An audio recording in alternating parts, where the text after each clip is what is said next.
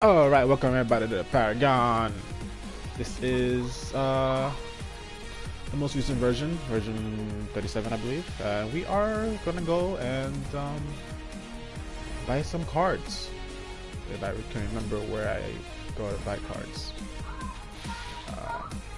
Yeah.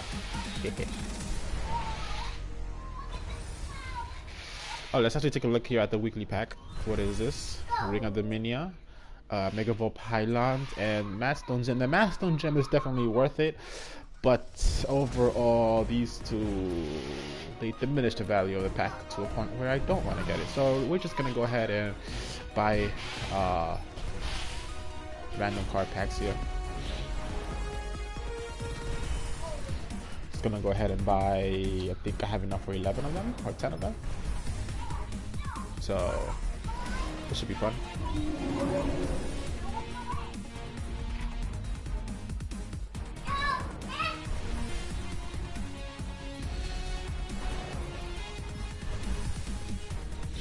Ooh, 5 more. We have about 1,000 rep left over for any crafting that we want to do afterwards. That would be cool. So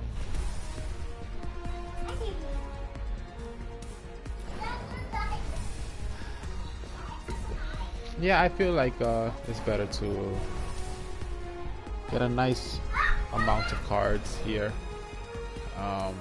Obviously, so we have 11 total. So here we go. We're gonna go ahead and start. Oh, Dire Shock is nice. I think I have a bunch of those. We have a bunch of those. Battle Mantra, we have a bunch of those as well. Yeah, not bad. 4, 6, 4, 6, 6. Yeah, we have a good amount of these cards. Nothing much to say about those cards. You know, let's just keep going here.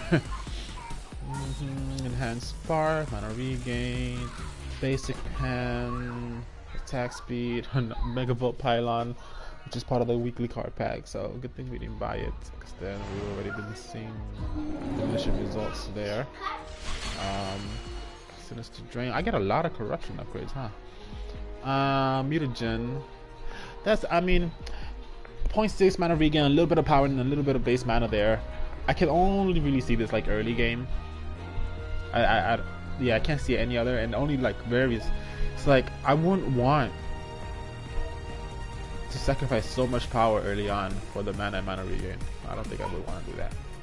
Elysian Diamond here. I mean, this sees play on people like Steel, heroes like Muriel. I'm working on a build for Muriel, so I will be posting that up maybe next week. Divine Heal. Health regain, 3 points order. Again, I mean, 2 point health regular. That's not bad. Although we have 7 of those, so let's keep opening. See if we get something interesting. I mean, I have all the cards already, so it's not like we're gonna get something new that we don't have. But usually, like if I see a card in these card packs, it'll spark something, and it'll inspire me to make another build for a certain hero. But gain 1 stack of movement speed for each nearby player. So this is I mean, this actually ability mana and ability pen.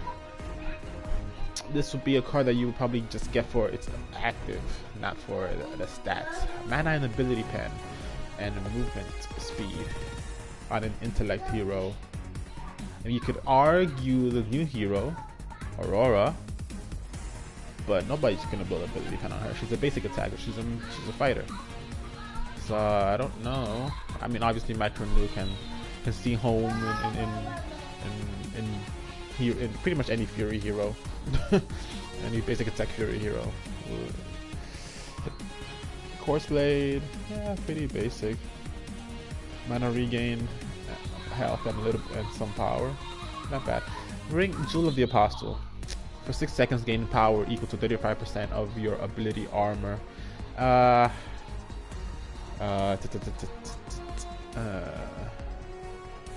6 seconds. 35% of your ability. You have to build way too much ability armor to make that worth it, I feel like. Anyways, let's keep going here. Like, you're better off just putting those CP into actual power. um, barrier tokens.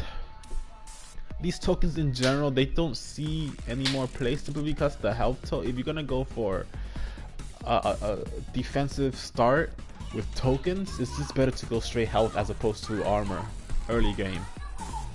Later in the game, yeah, but later in the game you're gonna have to just build cards, you know, actual equipment. So spike blown plate, same thing here. You want health over armor early on. This could maybe a late game armor card here with power, with damage and armor there maybe. Ring of Dominion, the other weekly card pack. So let's keep going here. See what else we can get. Gift of Rains, and then just health regain. I don't see this card being used much often, simply because health regain loses its value the later in the game you get. To be honest, I'd rather have lifesteal. You're gonna get more health from lifesteal, you know, like in a fight or after a fight, especially because the only time that health regain is gonna come into effect is if you aren't at full health and you're not dead. So at that point, it's just better to have lifesteal anyways, so you can just feed off of minions or jungle camps to restore your health. Basic guard, mana, enhanced mana. Yeah, you could probably like put like these 4-point cards, 5-point cards are usually used for cards that don't need a fully upgraded bonus, so that you can still get the stats you want and use up less cards. So that because you don't need to fully upgrade them, you might as well, instead of doing like 1/1/1 mana regain, you could just do 1 3-point mana regain and have the same stats and save 2 card slots in your deck. Mana regain here. Front of Rapture. Lifesteal with Overheal, granting shield that absorbs damage for 3 seconds. And the shield is at most 10% of your max health. So if you have 2000 health, you're gonna get a 200 health shield. You get health, mana regain, crit chance. I could see this on a Greystone. Maybe. I still will overheal against a shield.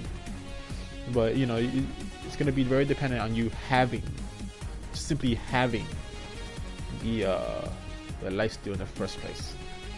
Which, you know, you could. Burst engine, of course, really good for those. For being able to, like, not for bursty mages, but mages that do like poke damage and, like, you know, want to play the long game. That's where burst engine comes in handy, because it has the mana regain, right? If you're going for mana regain, your mate, whoever you're playing, has to be a pokey type hero, not an all out, you know, not an all in hero. You know, like Countess does not benefit from mana regain because she just wants to go in, unload her whole kit, and then get out. So all you need is base mana to be able to do that. You know, and then wait around for your cooldowns to come back and then just do it again, and then, you know. Blink Shot. You know, we see this card used a lot on people like Murdoch. I would think that this would actually not be too bad on a Chimera. It's an active though, right? So it's a teleport. But the thing is that it resets if you get a kill within 8 seconds, which Chimera can do, Murdoch can do, you know. So we'll see. I mean, interesting card. I don't know. I have a hard time deciding when to use teleports. You know, Meltdown, of course. Ability Pen, you get this on Howitzer. You get this on Inky Scorch. You get this on a bunch of Fury heroes that are ability based. While Poison, already bullshit.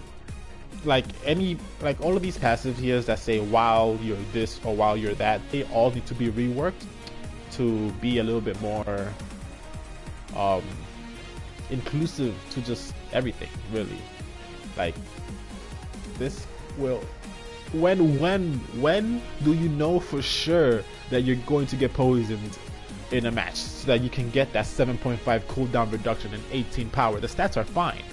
You know, I think that's 3 points in cooldown reduction and 3 points in power. You know, for no cost at all. you know, for two CP cost, because you're getting 1 CP and attack speed here. But at the same time, it's like, when will you be poisoned? You don't know that. You know, this is like, can only ever be used if somebody is using one of the other cards that gives your hero an ability to poison, you know. So it's so situational that that situation never comes up. Like, it'll come up once in literally a blue moon or less, you know. Bounty Soccer,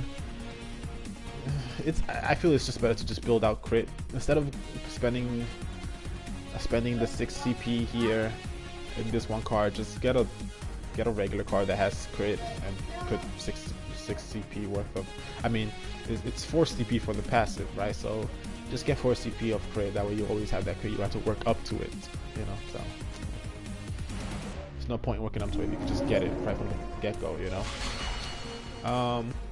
So that's to heal. That's nice. Another tempered plate. Tempered plate and Tune Barrier have indeed become late game cards. You do not need to build these cards early game whatsoever anymore. It's just not worth it. You're better off just building Elder Mage Amulet for just the huge health increase, as opposed to a tempered plate or Tune Barrier. Late game, however, you will want some. You want, because the thing is, late game, level 15, you know, over 40 CP, you want around 12 CP of health before you go into just 1 CP of basic armor or ability armor.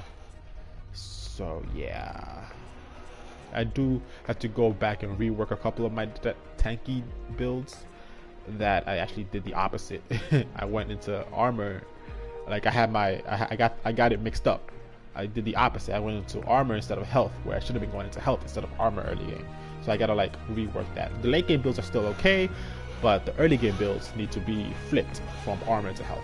Radiant Mantle, again, I mean, the unique passive here that does damage per second can do a maximum of 25 damage, right? The main thing here is that this is really just more of an anti droppable, or I don't know what they're called, but like turrets, like wards, you know, this will hurt those things, I think. So it's a good way to get rid of those things, you know, quickly. If you're a slow hitter, which usually you will be if you're running that card, you're a support. So 2 points spark, we have 8 of those, so we don't really need that many. 11 beta guards, Jesus Christ.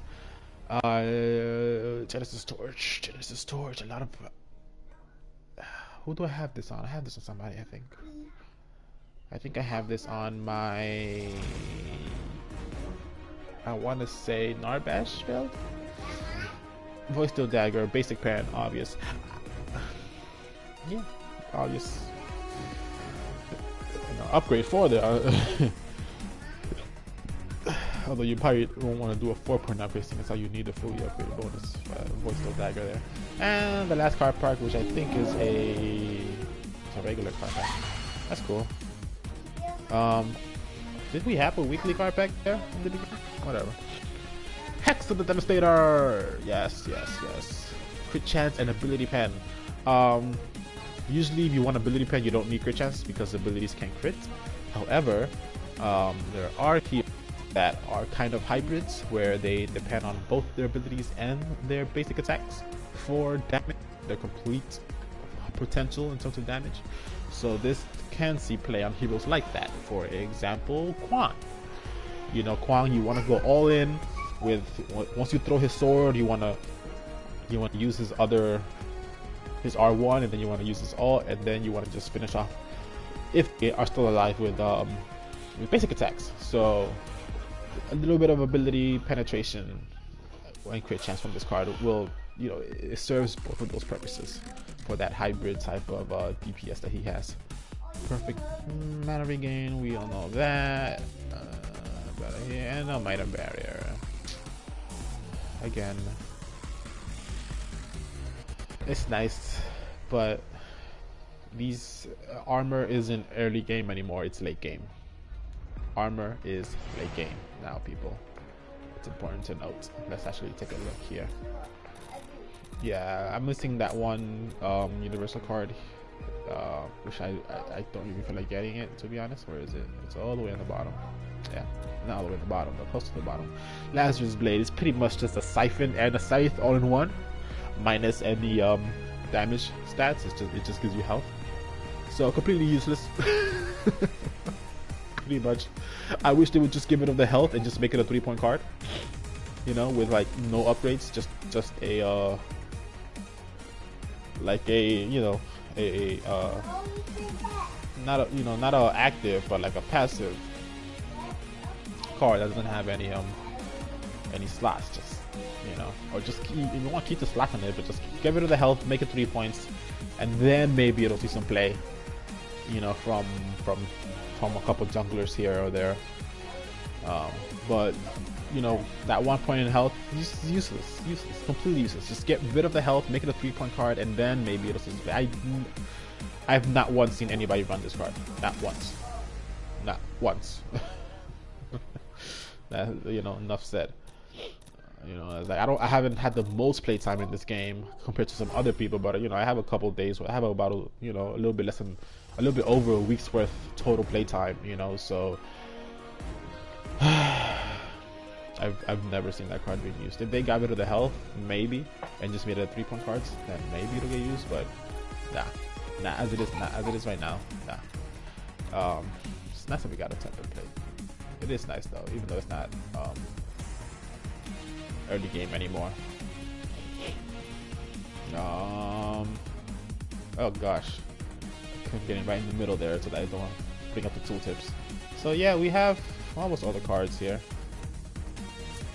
Right, like literally 99% of the cards. We're missing one card, which I am not in any rush to buy or make.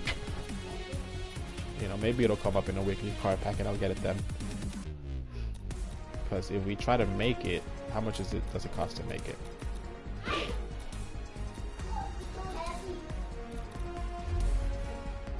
$4,800 to make the card, right?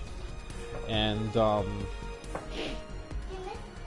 4,800 for a card that you're pretty much not going to use. That's a bit expensive, you know, even though it is an epic passive, quote unquote epic passive.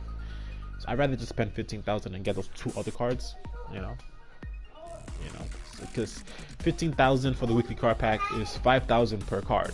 So you're going to be paying 200 more rep, but you're going to be saving, oh no, well, no, you're going to be paying 3,000 more rep, but you're going to be saving all of the material, which is a lot of material.